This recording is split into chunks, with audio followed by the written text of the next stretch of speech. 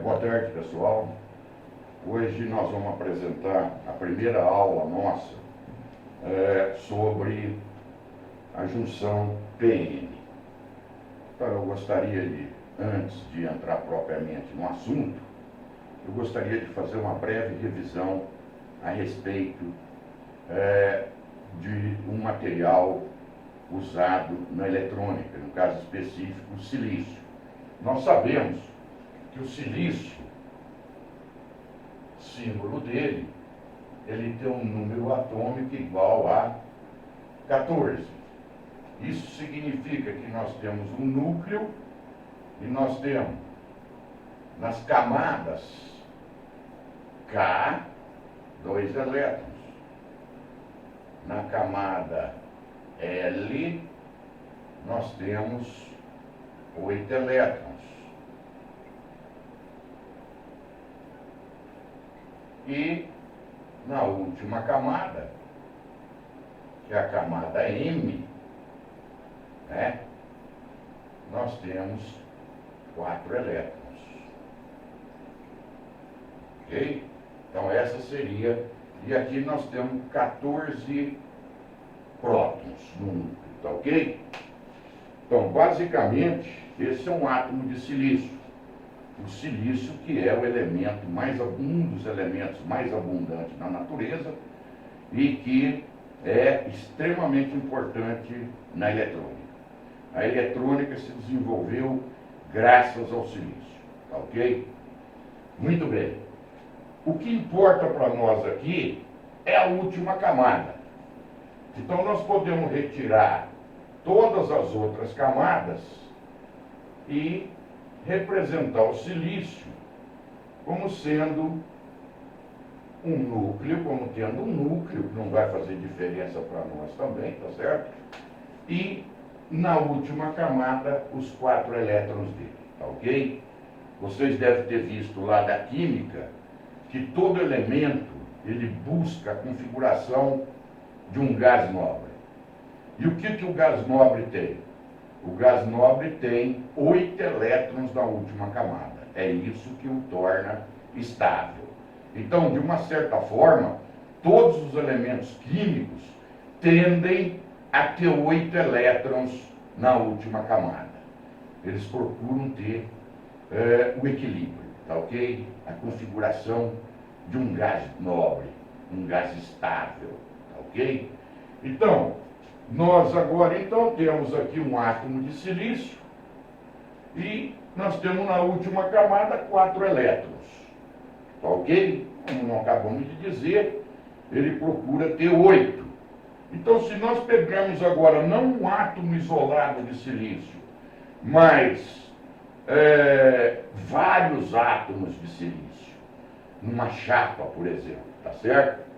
Então, nós vamos representar esse elemento como sendo isso aqui, ó. Nós temos aqui um elétron, tá ok? Um elétron. Cada tracinho desse aqui, por exemplo, poderia representar, aqui nós temos um elétron, um elétron, um elétron e um elétron. Tá ok? Se nós colocamos, vamos pegar um cristal de silício, melhor dizendo. Então nós temos aqui um outro átomo de silício aqui, com seus 4 elétrons. Então eles se conectam aqui, e aqui a gente passa a ter 2 elétrons. Aí nós teríamos um outro átomo de silício aqui, tá ok? Eles também fariam essa conexão, e nós teríamos aqui essa conexão. Da mesma forma, nós teríamos um outro átomo de silício aqui, tá ok? E aqui nós teríamos um outro, tá certo? E aqui do lado nós também teríamos um outro aqui, ó. E assim nós teríamos vários. Isso aqui não termina, tá certo? De modo que se você olhar esse átomo de silício, agora ele tem 2, 4, 6, 8 elétrons na última camada. Ele está estável. Então, um cristal de silício, ele é estável. E essas ligações aqui, lá da química, vocês também viram, são ligações covalentes, tá certo? Muito bem. Então o que a gente faz é isso. Se nós pegarmos um cristal desse, onde a gente tem aqui vários silício aí, né? Vários. Opa, desculpa. Nós teríamos aqui, né? Aqui assim, tá certo? Ok? Muito bem. Isso aqui, então, seria um cristal de silício, tá ok? Esse seria um cristal de silício. E esse cristal, ele é um cristal que nós chamamos de intrínseco. Por quê? Porque ele só tem silício. Tá ok? Ele só tem silício. A temperatura de 0 Kelvin, isso aqui está tudo parado. Os elétrons não estão vibrando, está parado a 0 Kelvin. À medida que a temperatura aumenta, os elétrons começam a vibrar. De tal forma que na temperatura ambiente,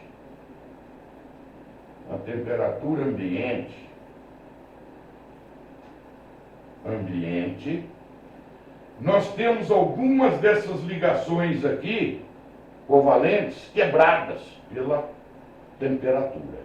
De modo que, se uma ligação dessa se parte, esse elétron aqui que fazia parte de uma ligação covalente, ele sai daqui e vem para cá. E aqui ele deixa um buraco, ou uma lacuna. Conforme a temperatura ambiente aumenta, mais pares elétrons lacunas são gerados termicamente, ok? Então depende da temperatura, ok? Esse processo de rompimento das ligações covalentes. De modo que, se nós colocarmos aqui uma bateria, o polo, por exemplo, uma bateria aqui, assim, positivo e negativo, o negativo está jogado aqui e o positivo está jogado aqui. Ora, elétrons têm cargas negativas. Então, esse elétron, aqui provavelmente vai haver uma outra quebra de ligação covalente, vai sobrar uma lacuna aqui e vai sobrar um outro elétron aqui, por exemplo. Então, esse positivo atrai o elétron e ele deixa para trás uma lacuna. Esse elétron vê essa lacuna e ocupa a lacuna. E assim por diante. É como se nós observássemos que os elétrons estivessem caminhando para a direita e as lacunas estivessem caminhando para a esquerda, tá ok? As lacunas são consideradas cargas positivas. É como se o terminal negativo estivesse atraindo as cargas positivas. Então, um movimento de elétrons se dá nesse sentido, um movimento de elétrons, e o movimento das lacunas nesse sentido. Eles são contrários, tá ok? Muito bem. Só que o que se observa é o seguinte, aqui existe uma corrente. Existe, esse elétron vai vir aqui, aí quando ele chegar aqui, ele vai ter uma lacuna aqui, onde ele vai ocupar essa lacuna, depois ele vai achar uma outra lacuna, então vai se estabelecer um movimento de cargas aqui, tá ok? Mas essa corrente aqui é praticamente desprezível. É muito pequena para aplicações práticas, tá ok? Então, o silício, somente ele assim, ele não serve para nada, tá ok? O que se consegue aí dessa corrente, não há aplicações práticas para esse nível de corrente. É muito pequeno, tá ok? Talvez da ordem de nanoamperes, tá?